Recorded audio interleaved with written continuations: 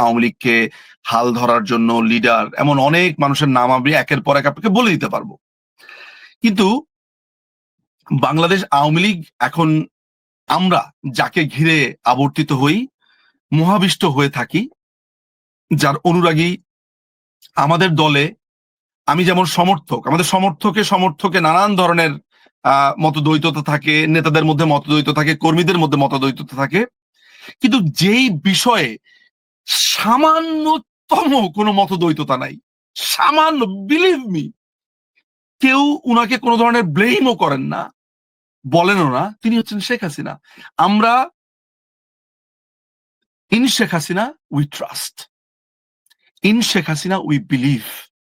এইটা আমাদের কাছে একটা একটা একটা একটা পীঠ স্থান। হ্যাঁ, কিন্তু মাননীয় প্রধানমন্ত্রী, বাংলাদেশ আওয়ামী লীগের সভানেত্রী শেখ হাসিনা